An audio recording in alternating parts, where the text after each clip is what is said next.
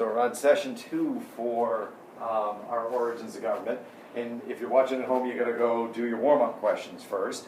We're going to do a quick kind of run through those. So when we talked about cornerstones, I had mentioned that there are 4 kind of key terms within them, or key ideas. What's one of them?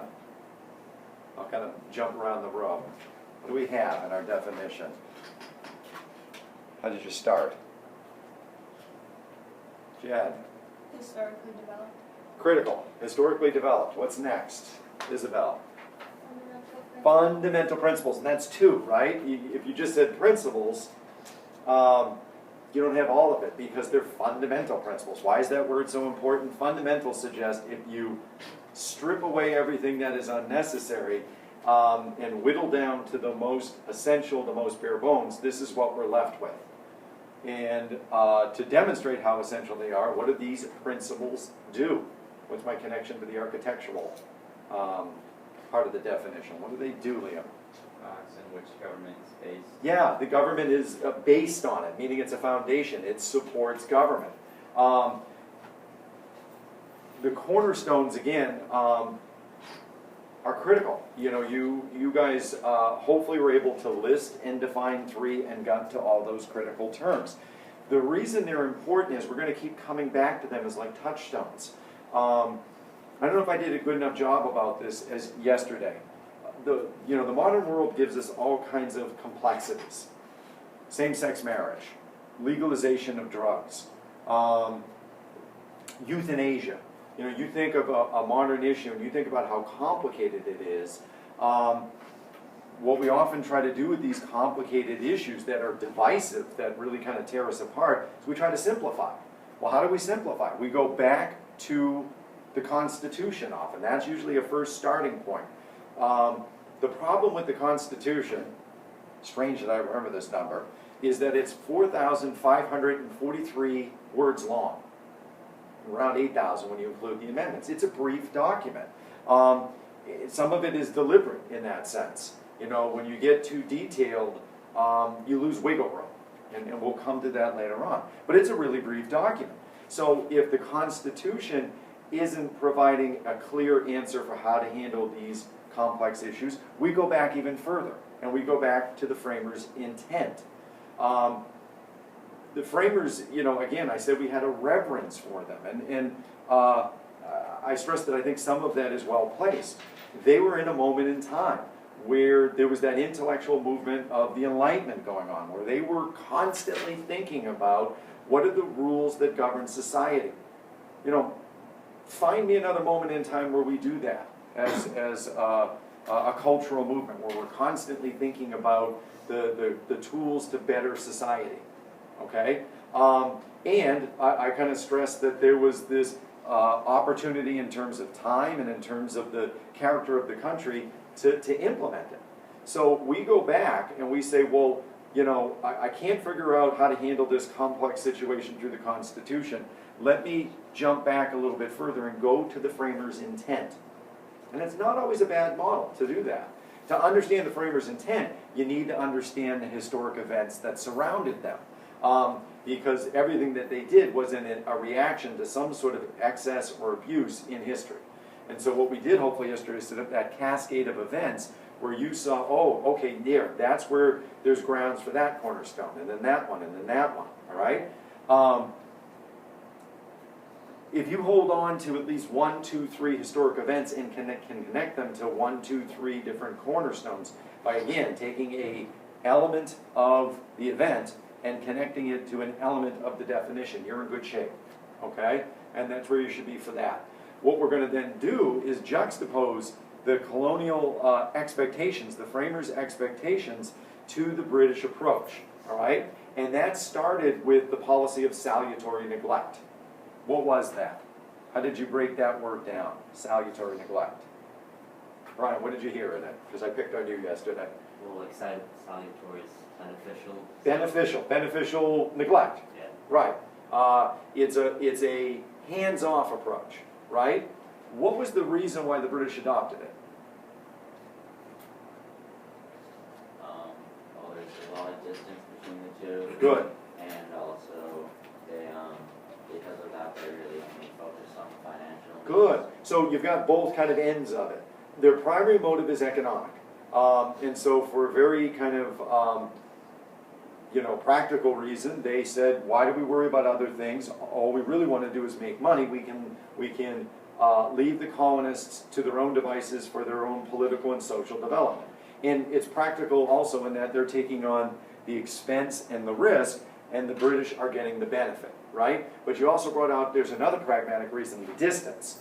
Given the distance between England and the Americas, you can't govern on a daily basis. You can't, we're thinking of building a roadway. Well, let's go check. And then it's a 3-month voyage, and then another 3-month voyage back, and they said, yeah, it's okay, we build a road. Oh, by the way, the natives are attacking. Well, go find out what we should do.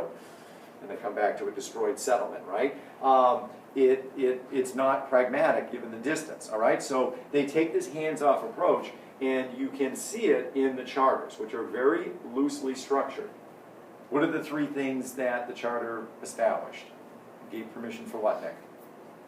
Land, like a leadership structure. Good. And then right to trade. Good. So it's land, it's the political structure, it's the kind of the exclusive right to trade. How does both the policy of salutary neglect and these loosely structured charters lead to that increased sense of entitlement? You can almost answer this in one word. Like when I had my 3 rules, initially it seemed like I had you locked down. But how did it give you all kinds of flexibility, Isabel? Allow the colonists find a lot of loopholes. Good. Latitude. Perfect words. Loopholes, latitude, you found the gaps, right? As long as, a way of thinking of it is, as long as it's not prohibited, I can do it. And if you deviate enough that you think about that way, again, when you come back to school and it's the day of rules, you might say, well, as long as it's not prohibited, I can do it. If it's not specifically saying I can't do it, I can do it. It gives you loopholes, it allows you latitude, because things aren't all exclusively spelled out. Now, that gets us to the idea of the House of Burgesses, the Mayflower Compact, and the Fundamental Laws of Connecticut, because that's what they did with that latitude. Who can get this right? Why are they significant? With the latitude, they created these things. What are these things, essentially? What do you think, Jen? They're all first. Good. First what? First steps towards self-government. Good. And once you take that first step towards self-government, what's the effect? What's the impact? Once you do something for the first time, Becomes a right. good. It starts as a privilege. If whatever you guys do to set the tone when class starts, if you're bringing in drinks, if you're listening to music, if you, decide to sit wherever you want, if you decide to sit on the floor in the lotus position, if you bring in pillows and Snuggies, whatever you do to set a tone, if I allow it, it goes from a privilege to a right, and it goes from a privilege to a right very quickly. So we had this expanded sense of entitlement. We already felt like from history we deserved the cornerstones. Those were something we were entitled to. Then we get here and we add to the cornerstones this idea of local kind of, government, not just popular sovereignty. You could make an argument that Parliament represented us. There are districts in England that did not have direct representation. The idea was Parliament served the interest of everyone. And in that sense, it was a representative government based on the right of the people to rule, right? They had just transferred it. You could make an argument that, we already had that right, but we took it further. And we said, no, Parliament isn't good enough. We want local ability to make decisions. And that in part explains how the French and Indian War begins to lead to the American Revolution. So you can do the steps, right? What does the war lead to? How is the victory not a victory, Liam? It leads to debt. Leads to debt. What does debt lead to?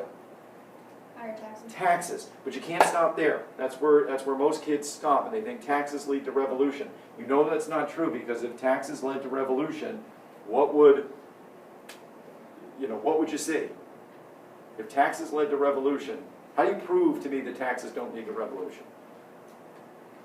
That's where we're not anymore. Because we're not at war, right? The whole world would be at war. Every place has taxes. People want services. If you want services, you have to pay for them. We get that. We argue over how much taxes is appropriate and what kind of services we actually want. But we understand on some level you have to pay taxes. So what's the problem with these taxes? The colonists were frustrated because it wasn't them who made the decision. Yeah, it was Parliament. So when you hear this no taxation without representation, I gotta drive that out of your head. Because you did have representation on some level. Parliament made this, the representative body. Our problem is, it was the wrong body.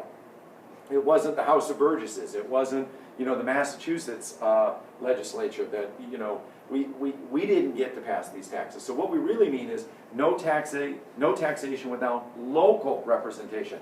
And to be honest with you, what we really mean is just no taxation. Honestly, you know, when you look at the colonists, they had this belief in not only just political liberty, but economic liberty. This was a place to make a fortune, and they wanted that unfettered. They wanted to make as much profit as possible. And the way they resisted the taxes is a bit of an indication of how we're beginning to see ourselves as different. Thomas Paine will kind of key upon this. We're beginning to see ourselves as this unique place where there is this unique ability to make limitless kind of money through, you know, the capitalist system, through hard work and entrepreneurship. And we don't really want to give any of it up. Hence, we start smuggling. Hence, we start breaking the rules, right? And that leads to the other way the French and Indian War led to the revolution. As we start breaking the rules, what's the British response? We're not necessarily revolting over the taxes. When we don't pay the taxes, what do the British do? What do they begin to take away? Like, what's the Quartering Act? What do you think, Nick Bobbio?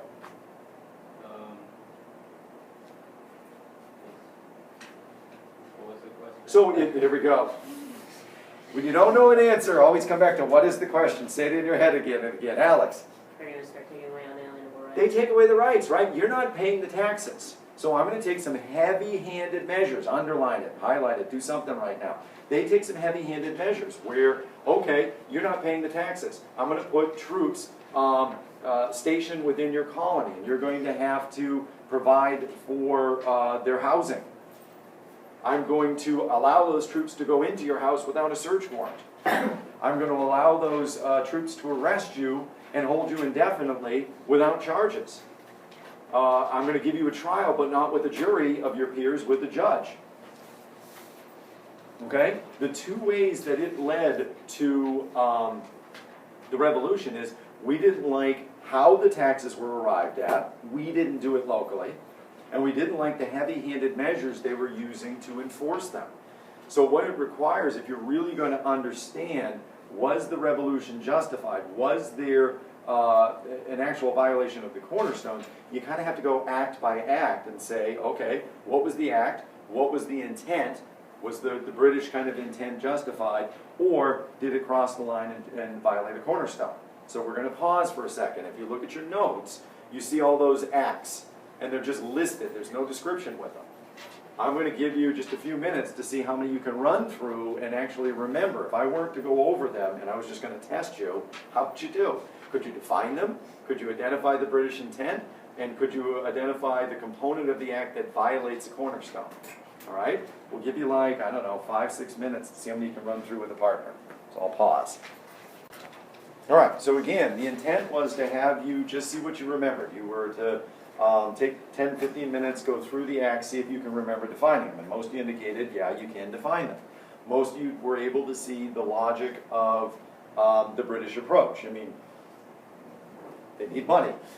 That's one of the, that's a continual logic there. And we'll pull out other kind of parts of the logic behind these acts. What may be harder is, again, seeing the objection on behalf of the colonists in a more complex sense. Not just saying, okay, they were mad because it seemed unfair, but what specific cornerstone, enlightenment ideal does this violate?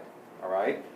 And that's what we're going to try to kind of put together. Because again, if you want to understand the framers' intent and what they're wary of and what we should continue to be wary of, these acts provide case studies. These are kind of classic examples of what to be concerned about, because it potentially creates a slippery slope that will eventually lead to a violation of the cornerstone. And if you violate the cornerstone, you know, you threaten the very foundation of our government, all right? And that's, you know, something that half the reason we have civics classes is to kind of constantly teach people, you know, all of this so that you can help be part of the population, you know, the democratic population that continues to support and sustain our government. All right, so at any rate, you know, we'll go through them kind of quickly and you know, try to enhance what you guys remember. So the Navigation and Staple Acts. You know, what this essentially says is any good, you know, France is an adversary. France, you know, has been an historic rival.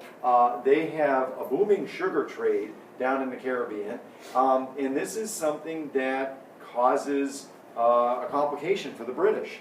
You know, the mercantilism is kind of a closed system. Raw materials go one way, finished goods go the other way. Well, what happens if there's a good that you need that is outside that closed system, like sugar? They established the South Carolina for the growth of sugar, but it's not southern enough. You need a long growing season. It's the wrong climate. We can't grow sugar in the Americas. You can only really do it in the Caribbean and other things along that line of latitude. So the French are making a killing at the sugar trade, and it is driving the British nuts that their enemy, their bitter kind of rival, is making a profit at their expense. So what do? Well, we say that any good that is traveling to the colonies has to travel on a British ship and pass through British ports.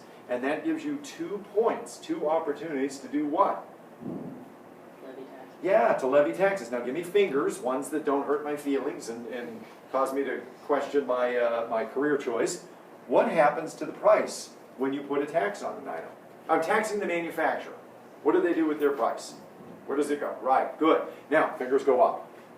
Right fingers too, pointer fingers. So price goes up. What happens to your demand for that item as prices go up? If the price of something keeps rising, and it's not an essential good, where does your demand go? Down, right? What are you more likely to do? You're more likely to buy a domestic good, some sort of substitute for sugar.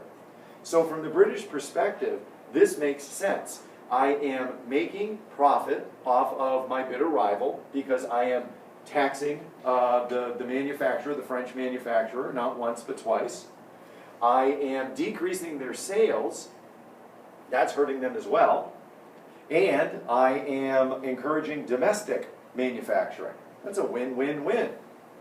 From the colonial perspective, can anybody see what's the problem with this? They're making money off the French. They're encouraging domestic consumption. What's the problem with it? What do you say, Nick? They're taking away their individual liberty because they're taking away economic liberty. Yeah. So is this freedom in the marketplace? Is this private ownership of property? You're messing with the capitalist system, which Adam Smith described almost as like an ecosystem. You know, this is a system that you don't tamper with because it messes up all the things that lead to the invisible hand, right? You have to define for yourself, is this a slippery slope? I mean, is this in fact, accurate that any kind of taxation is going to kind of screw up the marketplace and ultimately hurt the competing interests are supposed to pit against each other and balance each other out, and I want the economic arena completely unregulated. Do you feel comfortable in that? Or do you think the colonists were maybe again being a little economically selfish and just basically saying, no, I want stuff that's cheap. I don't want to pay more for stuff. I mean, why do we go to Walmart, right? And when you go to Walmart, do you flip it over and see where it's made? Do you care if it comes from a part of the undeveloped world where they're not using fair labor practices? Or do you want cheap? We like cheap. All right, so let's move on to another one.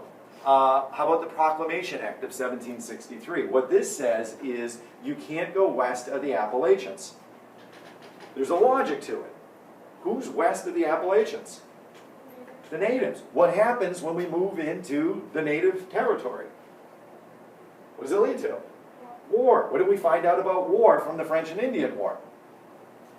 It's costly. It's costly. This makes sense. You know, if you look at the list there, there had been a whole series of bloody and, you know, really objectionable, bruising, damaging kind of wars with the natives. From the British perspective, you're there to make us money. You're not there to continually draw us into conflict and be a drain financially. So you need to stay within the eastern seaboard. You can't go west of the Appalachians. From a colonial perspective, is there a violation of a cornerstone? Could you think of an Enlightenment philosopher or a cornerstone principle that's being violated here? Rates property. Yeah, who talked about property? Locke, life, liberty, property. And again, we've got this really kind of expanded sense of liberty right now, where you should be free to go wherever you want to make your economic fortunes. We don't have this counterbalancing perspective about the rights of the natives in their, you know, the indigenous population. That, you know, they have territorial rights. It's essentially a little Darwinian at this point, that if you can expand and take it and show God's grace that way, then that's your destiny. You should be allowed to do that. So I think in our modern sense, it's hard to kind of maybe sympathize with the colonists. Yeah, we agree with this right to property, but not maybe expanding into other people's territory. I want you to remember, throughout history, everybody expands. You know, the Greeks, the Romans, the Ottomans, throughout history, everyone's kind of expanded into someone else's territory. It's kind of part of the human pattern of things. But in the modern sense, I think we have a better sense of where the line is. My question to you, though, is if someone were to say to you, watch the chill go over the room, you couldn't leave Georgetown. You're here. This is, you know, there's no other place for you to go, because if you went somewhere else, you'd disrupt the kind of balance of things. Would that, or maybe you're, hey, no, that's cool. My parents have a suite set up in the basement. I can't wait to kind of move down there to the dank basement. If you were locked in Georgetown, you might look at this question a little different. All right, the Sugar Act.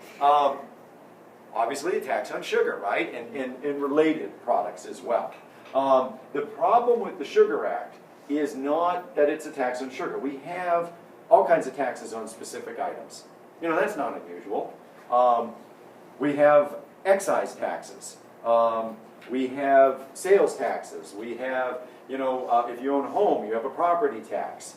You know, we often use taxes as a way to kind of, you know, make money off of, like, you know, cigarette taxes. There's a dual purpose there. We're going to make money off of a product that people are, you know, ideally we don't want them having, and in that way we both discourage the behavior and raise some money from it. So it's not unusual to tax certain items. The problem with this act, again, we come back to the idea of A, how it was arrived at, but B, more so how it's enforced. Because my gosh, are we smuggling? You know, when the Navigation and Staple Acts kind of came into place, it was to curb, you know, the profit that the French were making from sugar. It formalized, too, the mercantile system, that closed arrangement where you can't buy from somebody else, sell to somebody else, make it on your own. That's when that mercantile system became formalized. And as a result, we start smuggling like crazy. You know, Governor Leverett, I don't know if you know, like Leverett Circle in Boston.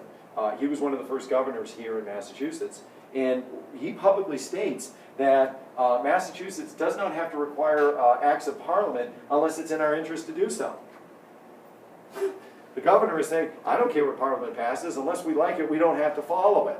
And consequently, everybody and their mother is smuggling. John Hancock, you know, a framer that we obviously kind of, you know, revere, is one of the biggest radicals and is constantly under suspicion and watch for smuggling. You know, his ship is seized because of his involvement in it. You want another bit of evidence? Not only are prominent individuals openly defying this, you know, when they passed the Sugar Act, and you go, I forget how many years later, or a year later or so, and you look at the revenue that came in from the Sugar Act, it's zero. They're not making any money off of the sugar because people are simply smuggling it, all right? So what do? Well, to enforce the act, because there's so much smuggling going on, they begin to send royal ships into the harbors. Now, you've all probably been to the aquarium, right? That's off of Long Wharf, because it was a, guess what? Long Wharf. And can you picture the waters that are out there around the Children's Museum and around the aquarium? Well, I want you to picture naval destroyers essentially patrolling the harbor and pulling boats over somewhat at random to search. The royal inspectors did not have to have probable cause. They didn't really even have to have a search warrant to board a vessel, to go into a warehouse and search it for smuggled goods, things that, where there had not been a tax. How did they know who to search sometimes? Well, colonial populations were turned on each other. There were cash incentives that were out there for turning in somebody. There were rewards given to informants. We have them today. There's a 1-800 like Crime Stoppers. And if you give a tip that leads to the eventual arrest and conviction of somebody, the government pays you. Okay? Sometimes civic mindedness isn't enough to get someone to come forward. Cash is. And, they're using that system. Once you were caught, you were tried. And you were tried again in a court. I mentioned this earlier. Eric Pachelis, please down the main office. Where there was a bench trial. The judge was the person handing down the verdict, not a jury. Why do you want a jury?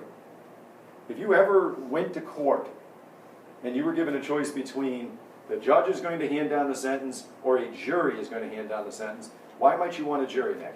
Because they could maybe have more compassion for you because maybe they've been in that situation already. It's a jury of your peers, and they have been in situations that you have and therefore are probably more sympathetic. A judge, especially in this case, is an aristocrat. Someone who is not going to sympathize with a person that might be involved in smuggling. They're from different stratas of society, right? Also, it's a numbers game too, right? With the judge, it's make or break. With a jury, you just have to sway a number of individuals and divide that group to get a vote in your favor. So, okay, let's look at this. What cornerstones do you see violated? These are heavy-handed measures. They're doing it because we're smuggling, but did they go too far? What cornerstones are you seeing violated? What Enlightenment principles, Lamb? Individual liberty. Which one? Is there one in particular? I would say yes. I guess like right to property. Yeah, right to property. That this is, you're coming into my ship, my warehouse, and you're seizing my goods. Any others? Any other individual liberties? As they're doing this, are they going through normal procedures? You've all watched Law and Order. Dun dun. Right? Get that noise in your head right now. Are they violating some, rights that you've learned from TV? TV teaches you a lot. Due process. Say it again. Due process. Due process, right? Due process are your legal procedural guarantees that the accused have. Okay, I'm going to accuse you of something. There are steps I have to go through to safeguard your rights, to make sure that I am not wrongfully convicting an innocent person, because again, that's the worst thing we could ever do. The worst thing you could ever do, because it's irreparable. Right? So I want to make sure that I have done my legal procedural guarantees, that I have first and foremost gone and got a warrant from a neutral judge, and I've demonstrated to them enough kind of probable cause to justify that warrant. I've shown them that there is enough of a case that I built through through eyewitness testimony, through gathering of evidence, that if you give me this warrant, I'm going to go in and find the evidence that is damning, the evidence that's going to find them guilty, right? When I arrest you, again, there are procedural guarantees that you have, and we're not seeing it here, especially when you don't have a right to a jury, okay? So again, you've got to sit here and evaluate, is this black and white? probably a little bit of gray. I get the British perspective, but did they go too far and violate the rights? And, you know, which is more important? You know, is it more important that British laws are upheld, or do the British kind of undo everything and they violate the laws in upholding the laws? All right? So, Currency Act. I don't know if you remember this one, but essentially what it's saying is that when you pay your taxes, you have to pay them in what kind of currency? Anybody remember? Gold and silver. Now there's a logic. There's 13 colonies. The colonies all have their own form of money. Paper money, you know, usually has to be backed by something. You know, traditionally it was scarce kind of, you know, gold and silver coins, but, you know, you can also see it backed by the government. You know, this money has value because the government says it has value, and they will honor its value. The fortunes of governments, the stability of governments in the colonies goes up and down every day. The decisions that they make in terms of how much money to print, you know, varies. There's 13 different people steering the ship. The more money you print, the more money's out there in circulation, actually the less value it has. It's a lesson in supply and demand. So you've got 13 different colonies following 13 different kind of monetary policies with varying degrees of stability, and their fortunes go up and down every day, and as a result, the value of the currency goes up and down every day. If you are, from the British perspective, I don't want to, you know, give you a valuable good and then get something that is of questionable value in return and something that is likely to decrease in value. I want fair payment for fair trade. And so what I want is gold and silver. That's, no pun intended, the gold standard. That's what's going to always have value. From your perspective, what would drive you? I have paper money, I have gold. I have $1 worth of paper money, I have $1 worth of gold. Why don't you want to give up that gold? Liam? Because the price of gold like changes. The price, and where is it likely to go? Which direction? Up, right? The price of gold is going to appreciate. I mean, the whole thing that makes gold valuable, besides it's shiny and pretty, is its scarcity, right? So gold will appreciate. So I'm giving you $1 worth of taxes, but it's really like I'm giving you $2, $3, $4 worth of taxes. I feel like there's double taxation going on here. All right? This act is embedded in other acts. So we're going to see that kind of quite frequently. Who do we come back to? I'm messing around in the marketplace again. Kelly, what Enlightenment philosopher, what kind of... For the Currency Act. I'm messing around in the marketplace. Adam Smith, right? We're messing around with capitalist principles. All right, Quartering Act. A lot of people get this wrong. The Quartering Act is not that, were there occasions where troops actually were forcibly housed in people? You know, did you wake up and there was a soldier in the bed next to you? Right? You had a nightcap on. Hey, what's for breakfast? Right? The Quartering Act essentially says, you guys are so lawless that we're going to have to, you know, house troops in the colonies, and they need barracks. They need a place to stay. And it's going to be at your expense to house them. If you don't provide barracks, then you need to provide them public accommodations. What you did have is troops in like barns and taverns and inns, in whatever kind of public accommodation there was. But there is this, I think, sinister hint that, okay, they're in your barn, they're in your tavern, they're in your church, whatever it might be, they can come into private property, right? That you're going to have to pay for the expense, and you might have to have this violation of property and privacy. That's an individual liberty. You remember I was talking to you yesterday about how universal are your liberties. In other words, do your liberties simply stop at the border?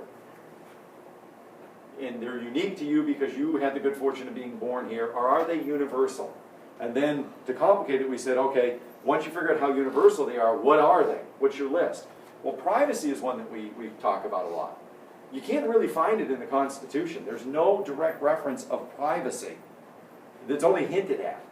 You know, when you look at certain amendments, like protection against illegal search and seizure, when you look at no quartering of troops, you know, there's hints, the right to assemble. All these things kind of talk about maybe a right to privacy.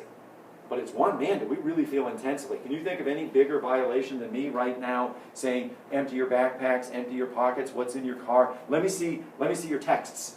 Let me see what you've been up to electronically. Ooh, that just kind of, a lot of you just went, hey, knock it off, right? To go through your stuff electronically, that's a pretty serious right that is beginning to develop right around here, isn't it? You know, if someone violates your privacy, maybe now all of a sudden, hey, I get it. I get why people objected to this one. Do you get it from the British perspective, but maybe you get it from the colonial perspective as well. As it gets sinister, we begin to kind of collectively organize. Now, just to juxtapose, it's an interesting kind of, Americans are nothing if not contradictory, and we sleep perfectly at night because of it. I'll give you a quick example. We believe in majority rule, right? But we also believe in minority rights. The two are contradictory, and I am fine with it. I'll sleep great at night, right? We believe in, we did this yesterday, a separation of powers, but we also believe we can overlap powers, and I don't care if they contradict. I'm American. I do what I want, right? And I'm going to sleep fine at night.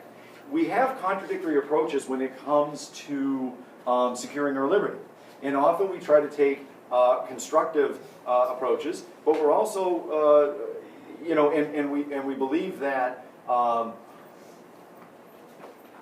certain fundamental principles are sacrosanct. They are holy, and you do not violate them. But occasionally we also believe that the ends justify the means. And if you've got to throw the baby out with the bathwater, so be it. Anybody know that little accident? Watch this tangent. Back when you only had, like, you know, the bathtub that you brought the water in from outside, the head of the household got the first bath, and then the mother got the bath. The baby got the last bath. And because the water was so dirty, you lost the baby in the bath occasionally as you pitched out the water. That's where that statement came from. I don't know why I just went there, but that was kind of woke you up, didn't it? Don't throw the baby out with the bathwater. Don't sacrifice your principles to try to preserve your principles. Well, look, we do both, don't we? One of the things we do is we organize committees of correspondence. The 13 colonies were independent. If you asked someone what their identity was, they wouldn't say, I'm an American colonist. They would say, I'm a citizen of Massachusetts, and literally a citizen of Massachusetts. And, you know, we kind of had a disconnect with the other colonies. That's dangerous. Britain is already more powerful than us, probably collectively. You know, Britain is perhaps more powerful than us if we are acting together in concert. It certainly is more powerful than us if we are not unified. And if you look at who is the most radical, it's Massachusetts. You know, where most of the events are taking place, it's Massachusetts. So what do I have to do? You know, cut the head off of the snake. You know, target Massachusetts, go after Virginia, go after New York. Those are two of the biggest, wealthiest states, and you've killed the revolution. The colonists kind of recognize the need to act together collectively. And all the committees of correspondence is a unified kind of correspondence campaign. They wrote letters. They wrote to each other to inform each other what was going on in the colonies. And in this sense, it collectively organized them. It kept them unified. You know, when I'm writing to you as to what's happening in Massachusetts following the massacre and the Boston Tea Party, it's reminding New York and Virginia and Pennsylvania, what's happening to us can happen to you. We better act together collectively. However, we're willing to go to the radical extremes as well. The Sons of Liberty, as founded by Sam Adams, as founded by John Hancock, where they're using more radical methods of defense of their liberties. You know, they organize. There's you know, typical protests where it's a march, it's signs, it's slogans and chants. But then they'll do some more demonstrative forms of protest. Let's not just protest, let's burn stuff. That's fun. Light some stuff on fire. You know, when we get to the Stamp Act, we're going to burn the papers as a form of our discontent. But sometimes as they're burning things, they kind of see a, you know, house off in the distance that a royal person, you know, might have lived in. Maybe we burn that, right? We're going to hang something in effigy. What's effigy? Substitute. Yeah, and it's sinister. It's a dummy, but it's got a name on it. You know? Oh. And what it's saying is, yeah, today it's the dummy, tomorrow it's you. I love this quote because it kind of shows how it builds, how a mob kind of builds. So this is talking about you know, a group of colonists that organized in protest to an act, and they got together and they built a gallows. They literally we're not just content hanging something from a tree, we're going to actually build a gallows to let you know that, yeah, we've got a working thing here to hang you from. And then they go away, they dispersed. Then they came back a few hours later, around 10 o'clock, and they took an effigy of the standmaster, which again was appropriately labeled, and they hung it by the neck. And then they came back at 5 o'clock in the afternoon, and they burned the gallows that they had built. Right? Burned the effigy, burned the gallows. Not only are we going to hang you, we're going to burn you. This is how much we hate you. Right? And then they went home again, and then they came back, and they, you know, they're by the tax collector's house, and they attacked the house. They broke the windows, the frames, the chairs, the tables, the pictures. They acted as a mob, and occasionally they would grab up, I hope this still works, they would grab up a colonial tax collector or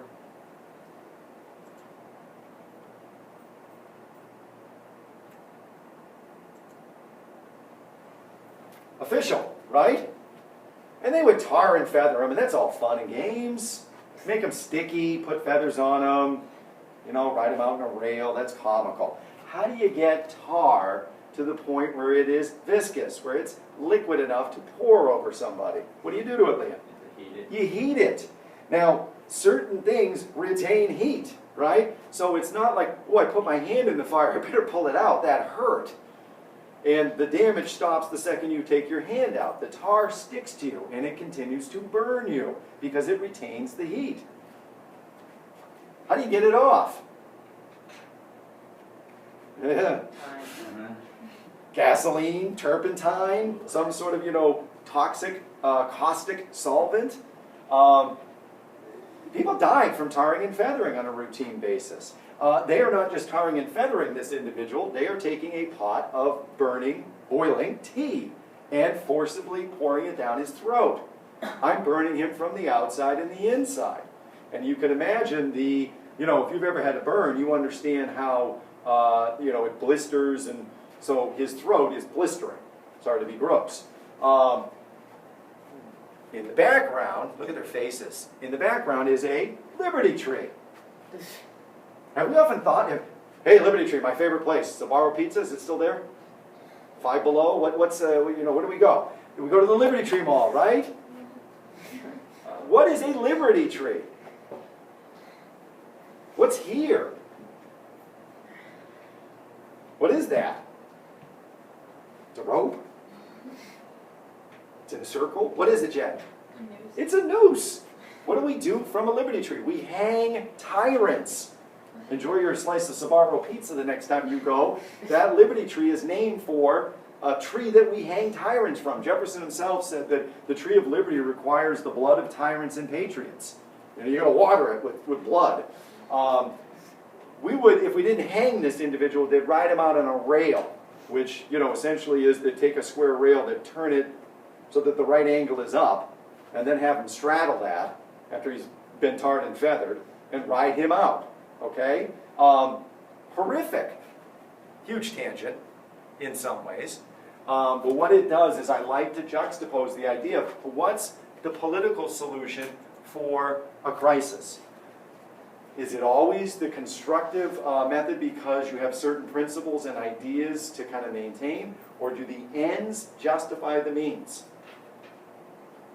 You know, if you're looking at this from a British perspective, what do you call individuals that attack governmental officials, attack governmental buildings, attack governmental officials, kill, murder governmental officials? Terrorists. Terrorists. What do we call them? Yeah? Traitors. Well, you might soften and say that this person is not a terrorist, they're a traitor. But I'm like, if you're talking to a kid and you're saying it's the Sons of Liberty, they're patriots, right? You got to wrestle with that a little bit. The idea of do the ends justify the means? Are they, did they go to extremes and therefore corrupt the very cause that they're fighting for? Or are they patriots? Are they willing to do anything to overthrow the hand of tyranny? And that's justifiable, okay? And aside. Let me get through some of the other acts, and then we'll take a kind of quick pause, and we'll get you kind of rejuvenated and do our last little run, all right? Townsend Acts, you hear the word town in it. What you see here is a tax on everyday household items. Glass, paint, lead, tea. You know, the first kind of ones I'm talking about are things that you'd use in the construction of a home. Tea is pretty ubiquitous as far as the British are concerned. The problem here initially is, you know, from British perspective, again, we're trying to make money. And we're willing to get creative about it. Did I speed past the Stamp Act? I did, didn't I? I get on a roll. To talk about the Stamp Act, again, it's a tax on legal documents. Let me backtrack, because I need that to set up the Stamp Act. It's a tax on written documents, legal documents, okay? Anything from a newspaper, which is a journal of record and published, and therefore you can consider it a legal document, to... Would a custodian please go to the wood shop for a delivery? Custodian to the wood shop for a delivery. To land deeds, that's a legal document that, you know, safeguards kind of your land and says it is truly yours. Wills, similarly, that's a legal document. You know, when you graduate or if you got a degree from somewhere, that's a legal document. But it runs the gamut to like playing cards as well, because people gamble with that. You want to make sure no one's getting a rigged deck. You want a standard set of cards. Well, here's the problem with this and the Townsend Acts. The range of items is a little insane, because when you look at this, every class of citizen is going to be affected. You know, the upper class who has, you know, land and legal degrees and things like that, they're affected. The lower class that might be, you know, reading the newspapers and you know, gambling and using the playing cards is affected. The dumbest thing any politician can do is say, taxes for everyone. If you ever watch a campaign, they say, taxes for those guys. They don't pay enough. And then the other candidate says the opposite, right? They're saying taxes for everybody.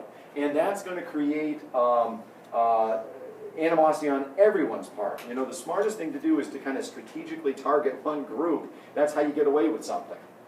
Another problem with this is it's a direct tax. I don't know if you guys have had the experience of, or can remember the experience the first time you bought something and you looked at the price and you said, okay, $10, and then you went to the register and you went, wait, not $10.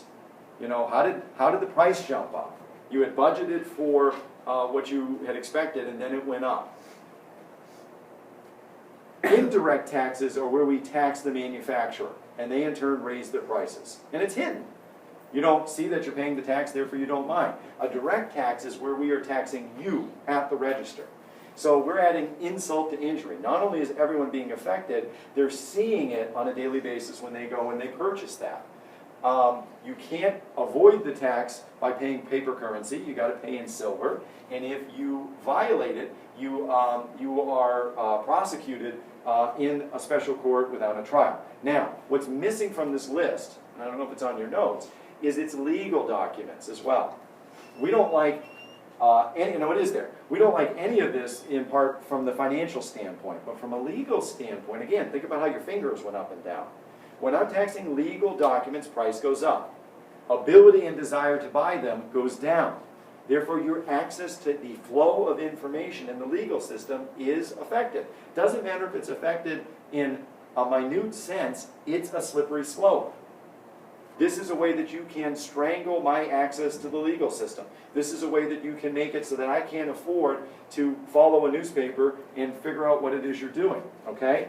So that is my segue back to the Townsend Act, because it's the Stamp Act that causes all this radical activity.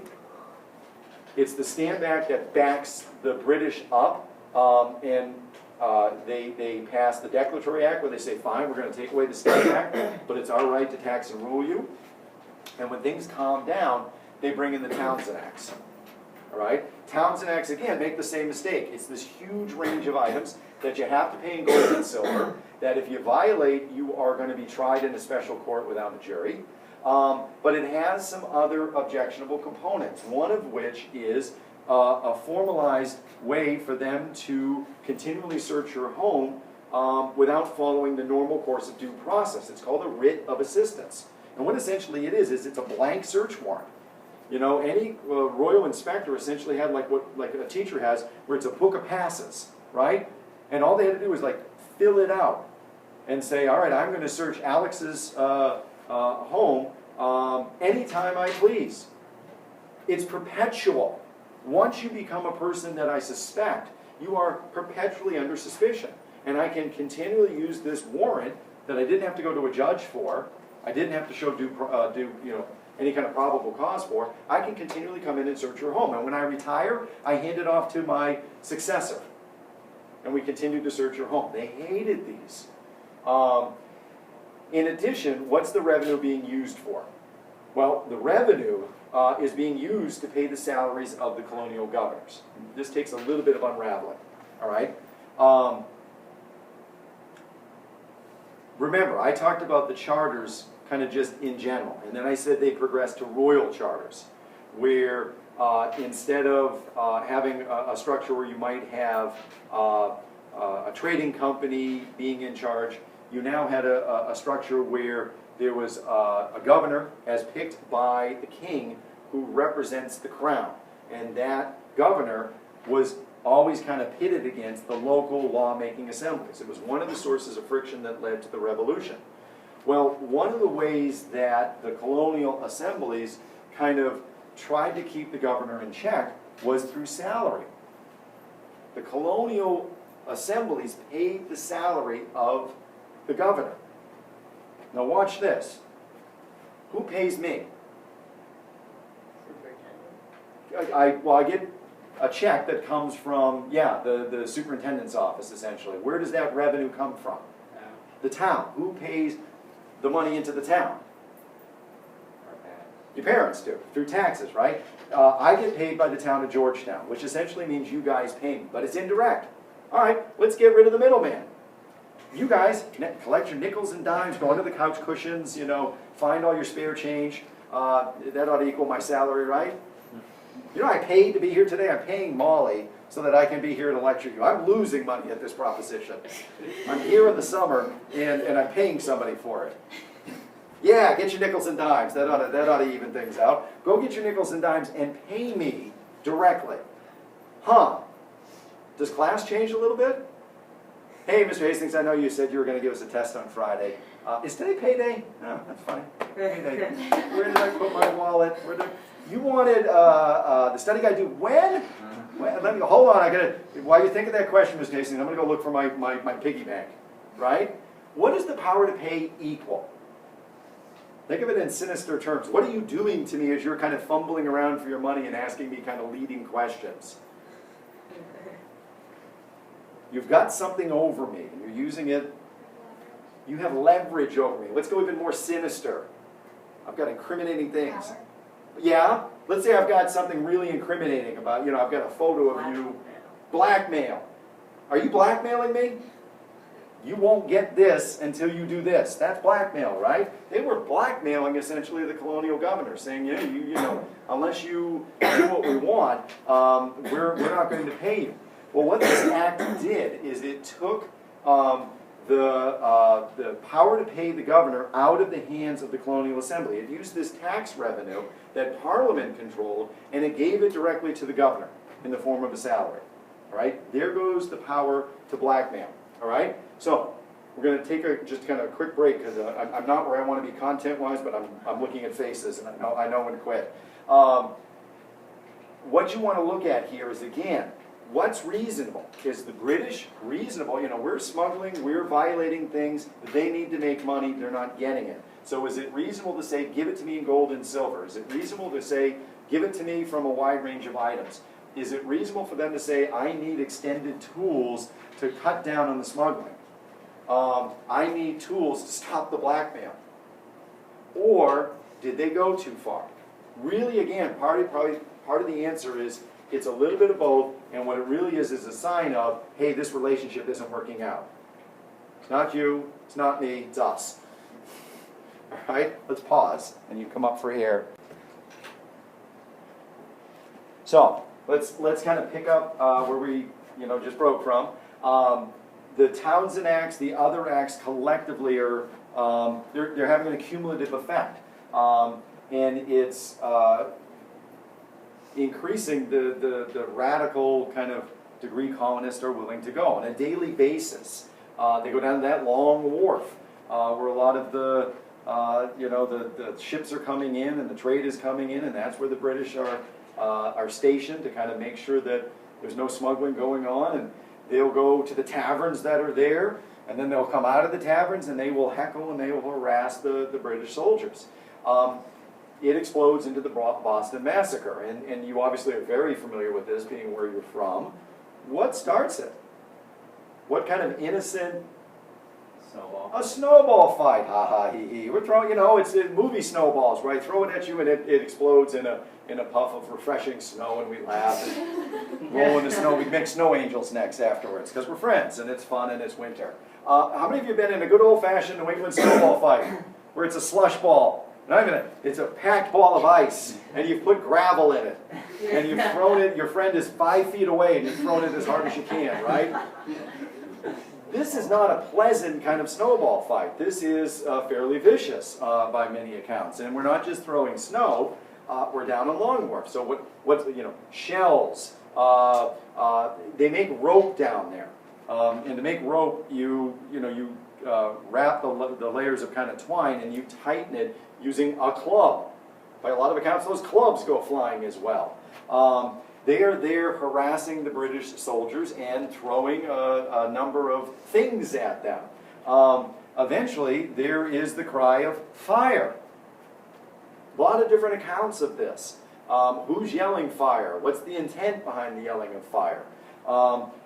Back then, how did you put out a fire? Anybody know? What did you use? Buckets of water. Yeah, you had a bucket brigade. So someone's yelling fire, everyone came running out of their house to... Can you imagine your house is burning and you're waiting for this bucket that starts off as a gallon, and by the time it gets to you, it's sloshed and it's a quart, and you throw it on the flames and you look for the next bucket? They had pumpers and things like that, but there was literally like a cart that, could pump it that way. So when you yell fire, people start to come into the square. Oh boy, you're this handful of British soldiers being surrounded by this rabble that's growing by the minute. The colonist perspective, it's the general, not Gage, what's his name? He'll come to me in a second. Prescott, I think, is yelling fire. He's ordering his troops to fire on these unarmed citizens. As you go through the trial transcripts, what you find is, arguably, there's a guy behind the troops, a colonist yelling, fire, fire, damn you, fire. And, what this is perhaps indicating is the colonists have hit a breaking point. I don't know if you've ever had a tyrannical teacher that makes you come in over the summer and gives you like endless study guides and tests you and things like that, and you decide to revolt in some way. You decide to test the limits of this tyrant. The teacher that says, if you so much as peep during this test, I will run up this wall across the ceiling down here. I'll pick you up by the ankle, swing you around 100 times, throw you out the window, and run over you with my car 6 times, and then go get your family next. Right? This is all on videotape. So the teacher has said, I'm going to do this ridiculous thing. And then there's one suicidal individual in the classroom who goes, oh, peep. And the teacher, up the wall, down the wall, by the ankles, out the window, runs over, and then continues to do these horrific things.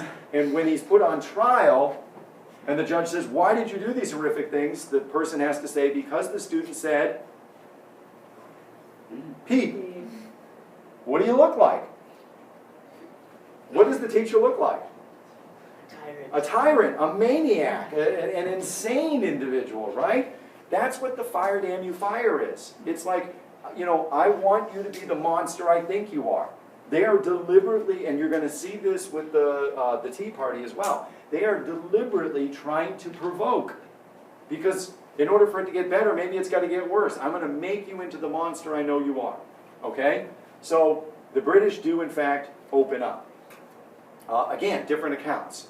By some accounts, it wasn't, again, the commander. The commander was standing in front of his troops by a lot of accounts. Why would he be yelling fire, right? By some accounts, it's a soldier that gets hit in the head with a club, falls down, and his gun discharges, and then there's a moment of kind of panic shooting in the confusion. At any rate, it ends in a massacre. Jenny's laughing. How come? How many died? 5. 5 died. 5. All right? Including Crispus Attucks. Who's Crispus Attucks? First African-American, first black to die in the American Revolutionary War. There, I've done African-American history. I can feel good about myself and move on. Right? Be wary of any kind of, textbook or teacher that, mentions Molly Pitcher and then thinks they've covered women's history. I've done it as the additive method. I haven't worked it, I haven't figured out how to integrate minority groups into history. I'm just going to kind of mention Molly Pitcher, Crispus Attucks, Squanto, there, good. I'm going to go on, right? At any rate, 5 died, including Crispus Attucks. Why is it called a massacre? Why is it called a massacre, Jeff? Paul Revere. Paul Revere and his famous etching, right?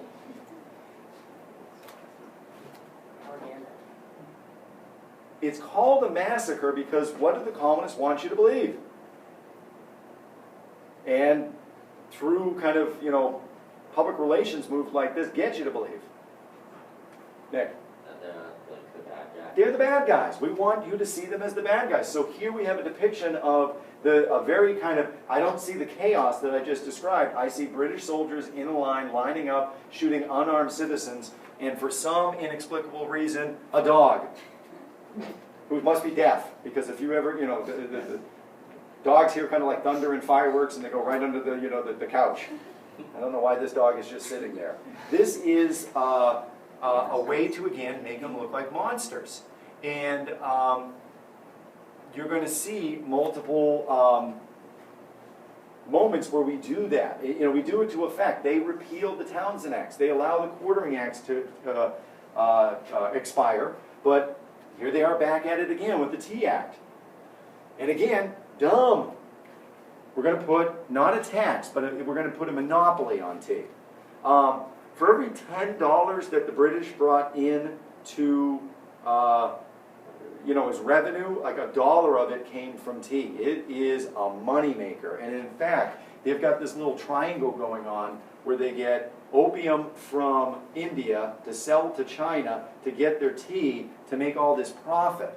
They are, very dependent on tea. They'll wage the opium wars to keep opium flowing in China and continue to get access to Chinese markets to get this tea. We're really dependent on tea in England. I don't quite get it. It's a cup of warm water with mulch, bark and twigs and other kind of things in it, but they love it. All right? Tea is huge to them. And they need to kind of preserve it. They've got an East India Tea Company that is going bankrupt. And I don't know, that's like Apple going under. You can imagine the Walmart going under. We seem to be doing okay without Blockbuster. But you picture like a major component of our economy, a business going under. It's too big to fail. And so they got to prop it up and they give it a monopoly. Remember that. It's not a tax on tea, it's a monopoly on tea. They are the exclusive kind of game in town. Now again, when you think about monopolies, you're going to give me fingers, right? If you are the only one that has the exclusive right to manufacture, sell, and distribute a particular item, where does price go, right? You're the only game in town. You make cars, and you're the only person I can get a car from, and man, cars are pretty essential. I need them to get from point A to point B. I'm going to pay through the nose. Where do you think quality goes if you're the only game in town with no competition? Down. My cars explode. Half of them. Every 50% of my cars explode. What do I care? You don't have anybody else to go to, right? You would expect price to go through the roof and quality to drop, but that's not the case. They're such a big company, and they do such volume that their tea is cheaper than the only other alternative, smuggled tea. Smuggled tea is expensive because there's a lot of middlemen, a lot of risk. So why do we object? If price isn't going up, why do we object? And you got to come back to what's tea. I'm making it as an objectionable drink, but man, did the British love it. Tea is there. Go ahead. It's because they're basically forcing us to forcing them to drink it. It's a principle of things. You're telling me what you're controlling the price of things that I consume. Is that a hand or a stretch? Oh, no. That was a stretch. All right. I want you to think about tea as our version of coffee. Anybody really like coffee? Anybody got an addiction? All right, Kelly does. I want you to picture Kelly coming in with a what size? Do we like 48 ounces? What do we like? I'm usually medium. Medium. All right. So she's got a medium kind of coffee in her hands, and I want you to try picturing ripping it from her hands. Right? Would she kick and would she throw things at you? Would she fight to the death for her cup of coffee? This is tea. And it's not just the caffeine and the taste that they like. It's a cultural thing, right? For them, it's a sign of civilization. They have tea time. Oh, tea time. You get to sit down. You get to have finger sandwiches, right? You have this little civilized moment in your day where you... Hold on, I got a face in the window. I'm not going to explain that interruption. So all right, so let's talk coffee. America is one of the only places that you can come out. We love coffee so much that you can come out of a Dunkin' Donuts and you can look across the street and another Dunkin' Donuts, right? I can look to my left and guess what? It's Starbucks, right? We love coffee because it's what makes us feel like there's this little special break in, my coffee, I'm treating myself. I'm going to put whipped cream and caramel on it. That's our little indulgence during the day. Theirs is tea. And they'll stop a war to sit down and have tea time and cucumber sandwiches on fine china. It's the sign that they're civilized. So it's not the fact that money, the cost of it's going up and the quality of it's going down. It's the principle. And man, will we fight and scream over the principle. You could be 18 years old, but if your brother ate the last cupcake, you're going to be my cupcake because it was your cupcake. That's my cupcake and he ate it. It's a principle, right? You're threatening something that we see as a kind of a sign that we're civilized and a sign that we've kind of crawled our way out of jungle law, I suppose. And the question is, if you're taxing, or not taxing, I made the mistake, if you're putting a monopoly on tea, what's next? Air? The land that I'm standing on, to my next step, it seems sinister to us. Hence the Tea Party, which again is a deliberate act to provoke. 347 barrels of tea. Did I get it right? 342. Some numbers kind of stick. They throw into the harbor, which given a company this size isn't going to hurt them at all. It's a symbolic act. It's an act designed to provoke. It's another sign that there is an impending break, that we've hit a kind of a point of no return. We're not suicidal. We dress as Native Americans in the Tea Party because we don't want to get, it's a bank robber's mask. We don't want to get arrested. We want to do radical things, but I don't want to do any time for it. There's other, New York, Annapolis, other places have kind of similar actions where they do things to hurt the East India Tea Company, but ours is, we've got Native American costuming going on. We get all the publicity. It's, again, an act designed to provoke, and man does it. In response comes the intolerable acts. Again, history goes to the winners. Voltaire, history is a pack of lies, we play on the dead. The people that win get to write the history, hence we call them the intolerable acts. Anybody know what the British call them? Coercive acts. For them it is, hey, you guys are lawless, we've got to coerce, we've got to force you back into the right behavior. For us, we can't stand it. 4 components. First of all, we're going to put you in an economic embargo. We're going to put the port of the harbor under a military kind of lockdown, nothing in or out until the tea is paid for. You guys have been given too much latitude in terms of local governance, and things like the Committees of Correspondence and the Sons of Liberty have created kind of a radical element here. We're taking away representative government. Governor, who is an aristocrat, is going to now appoint all previously kind of elected positions. Town meetings, what we still have here in New England, considered a bedrock right, goes away. You can't have these town meetings, nor can you have committees of correspondence. we're going to bring back the Quartering Act. We let it go because, you know, there was such radical response, but this goes too far, we're going to bring it back. And this last one seems kind of innocuous. It seems kind of, you know, that's, why would you need to know this one? But it's pretty troubling for the colonists. What's interesting is following the Boston Massacre, the soldiers are put on trial here in Boston. Does anybody know who acted as their defense attorney? John Adams. And John Adams is for the law. He is one that looked at this not being swept up by political passions necessarily. He, you know, looked at it as his duty to defend the soldiers and get to the truth. And he did such a good job, they were acquitted. The expectation is they weren't going to be acquitted, they were going to be hung. And the British are nervous from this point out about any British official being charged having a similar trial here in the colonies. And so to give them what they thought was a fair trial, they brought them to British courts, like up in Quebec. Now why would that be troubling? If you're caught, you know, if you're accused of something and put on trial, what do they go out of their way to deny you? What's in all the acts? When you get tried, who's making the decision? What have they denied you? Trial by jury. They've gone out of their way to deny you a trial by jury, a jury of your peers. They've gone out of their way to guarantee them a jury of their peers by going up to a sympathetic location. There's also the Quebec Act, which I put in there because it's Mr. DeFranco's favorite. Saying that the Quebec territories essentially are going to be one province. The reason it seems sinister is because there's colonies that have land claims up there that get negated. And as they get negated, what also gets negated is the idea of local assemblies up there. It's one province under control of a governor. What gets negated as well is the religious determination. These places might go Catholic instead of Protestant. Okay? But that's all the shout out I'm going to give to Mr. DeFranco. At any rate, these acts collectively are objectionable. We call them the intolerable acts.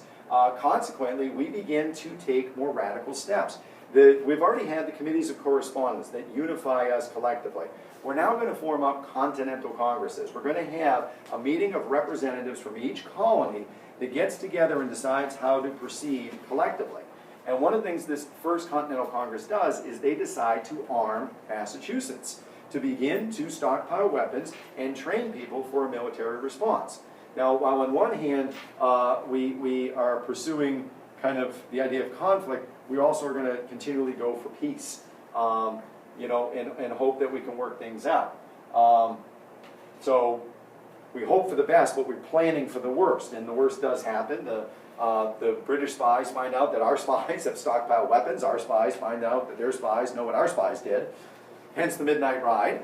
Hence Lexington and Concord. You can read more about it. You know that, about that event. But with Lexington and Concord, we're shooting at each other. Shots have been fired. Again, you know, the famous shot that's heard around the world, it's a little unclear as to who shot, under whose orders. But the reality is, you've got a pitched battle where the British are chased all the way back to, not Bunker, but what hill? Breed's Hill.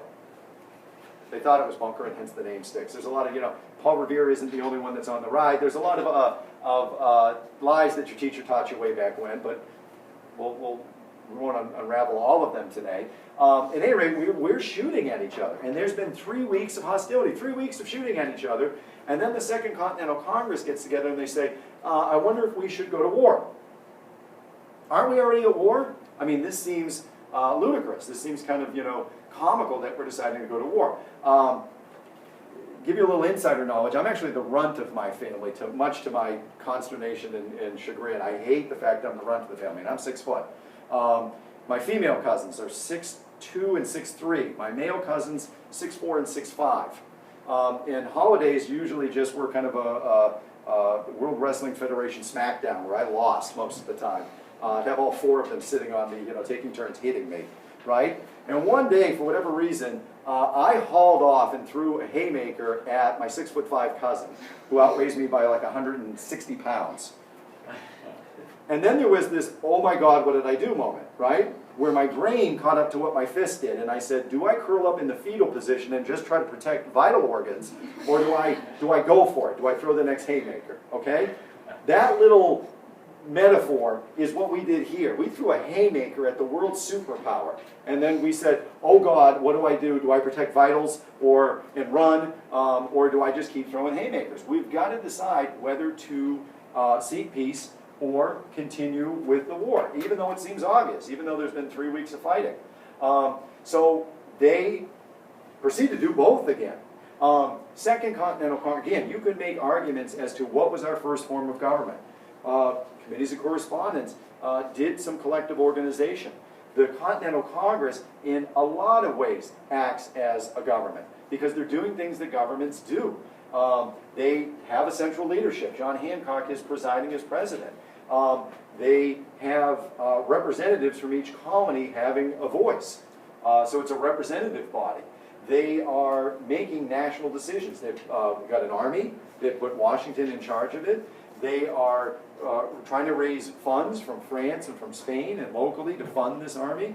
And when there is opportunity to do any kind of negotiation, whether it's for peace or a declaration of war, they're the ones doing it. Okay? So somebody smug, if you're asking who the first president is, someone smug might say, I'm not going to remember his name either, I've got it written down somewhere, the first president of the Continental Congress. You have to kind of keep in mind, though, they really didn't have executive powers. So it's all trivia anyways. At any rate, this Continental Congress does the unexpected. They're pursuing peace. Why? You've had all kinds of indication that this isn't going to work out. Well, there's some practical reasons for pursuing peace. They submit this sniveling document called the Olive Branch Petition. And olive branches symbol, in the dollar bill, the eagle's got the 13 arrows representing our collective strength, but the peace laurel, the olive branch, in the other hand. It's a symbol of peace. Why are we, and we're not just asking for peace, we're begging for a happy and permanent reconciliation. Begging! It's a sniveling document. Why do we do this? Well, one, we're smart, because we're kind of scared. If you are picking up a gun and firing it at a governmental official, that is an act of treason. You're conspiring to overthrow your government through violent means. That's treason. What's the penalty? You commit treason. What's the penalty? Death. Execution. That's a capital offense. Okay? 2, what else are we concerned about? Well, look, you've got a lot of people that don't like what's going on, but they're not extremists. Like, show of hands. How many of you would change something about the school policy? Something about school that you would change? Okay. All hands go up. How many of you would be willing to sign a petition to get this thing going? How many of you would be willing to attend a rally? How many of you would be willing to attend a rally on school grounds without permission? Hands start to drop. How many of you are willing to burn things at that school rally? Hopefully there's no, not swiveling the camera, there's no hands. How many, the more radical I go, the less inclined you don't like what's going on in school, but you're not willing to go to radical acts. Moderate acts are needed to keep moderates. The second you go to an extreme, you lose people. So again, there's a practical thing going on here. Plus, fine, you don't want us here, you've decided you don't want to be British anymore, fine. Every British troop is going to leave. Every British official is going to leave, and we're at that scenario where you're picturing the state of nature, right? England is needed for law, order, and stability. And if they go, there's a fear that we're going to devolve into mob violence. And then finally, and it seems trivial, but it is major, people have a psychological attachment to the king. He's viewed as a father figure. You can think of it with our own president. You don't have to like the president to respect the office. And people kind of get that. I may not like this president. I may talk badly about this president. But if anybody were to threaten the office, I would be one of the first to defend him, right? Most of us kind of think that way. So people had a psychological attachment to the king. You think about it with your own parents, right? You guys are seniors. By the end of this year, you're going to be heading off, hopefully, to college. Hopefully the college of your choice. That is both exciting and maybe a little intimidating, that break. You know, you may feel like you're ready for independence, but very few of us are willing to pack a bindle. It's a name for it. You know, the kerchief on the end of a stick where you put all your stuff in it. That's called a bindle. You're learning all kinds of things, baby, with the bathwater bindles. Would you be willing to go off into the wilderness with a bindle, right? That's essentially what we're talking about here. Well, the olive branch petition makes sense because we have all these fears. Along comes Common Sense, which is a pamphlet. 67 pages. It's not a trifold pamphlet. They don't write, you know, they write like I lecture. It's long. It's tedious. Common Sense, written by Thomas Paine, jolts us out of our uncertainty. Some of it is just the volume. A huge you know, percentage of the American public reads it. And it's written in a really persuasive manner, because what it does is kind of one by one answer the concerns. Okay, you're concerned about being shot as or executed for treason? Fine, declare independence. Make yourself an independent nation. Now it's not citizen against their government, it's citizen of one nation against citizen of another. And if you are caught in war, how are you classified? What are you, Liam? Prisoner. You're a prisoner of war, and there are rules. Believe it or not, there are rules to war. You know, from what kind of weapons you can use, to what are the rules of engagement, to what is excessive force, to how you treat prisoners. So war and a Declaration of Independence allows you to be safeguarded as a POW. Okay, what about the moderates? You're going to lose all these moderates as you go to extreme acts. Well, Paine says, the heck with the moderates. I use more colorful language if the video wasn't on, right? He says, the heck with the moderates. You know, because make people pick sides. Do an extreme act and make them pick a side. And if they pick the wrong side, you know, if they pick the right side, they're an asset. If they pick the wrong side, they're an asset. Because what it says is, oh, you're not with me, I can now openly attack you. I can take your home, I can take your property, I can take your valuable assets, and I can use it in the cause of the war. Okay? So, you know, we'll seize your property, we'll seize your assets. Well, what about the idea of lawlessness and anarchy if we lose England? Well, what Paine says is, you know, we're never going to get someone to replace England if we don't break from them formally. How are we going to get the aid of France or Spain or the Dutch, who are very prosperous, you know, bankers who might lend us money, if we don't formally break and show some success in it? But the most resounding argument, the one that I want you to really kind of capture, talks about this psychological break, where it says essentially, that break has already happened. Whether you realize it or not, you know, because of geography, because of unique kind of history and events that have happened here, we're different. And you see it in 1,000 different ways. How we're no longer seeing Parliament as representing us. How we're no longer seeing the normal, you know, we're not taxed the same rate as Britain. They get taxed at a rate 3 times greater. But we don't see that, because we're thinking about liberty in the sense that we're used to in the colonies. All right? What he's pointing out is America is different from history, from our experiences, and therefore we have our own unique destiny. That's the big idea that I want you to get down. Consequently, the committee goes from, the Second Continental Congress goes from seeking peace to saying, okay, let's put together a committee, let's actually draft up a Declaration of Independence, which is, if you're going to declare independence, it also means, you know, forming up a new government, it means declaring war. It's a pretty radical act. And to do this, they put together a committee of 5 headed by Jefferson. That process of writing the Declaration of Independence and the Declaration itself is something that we're going to pick up with much more intensively when school begins, which is my signal to hit the end button. We're done for the day.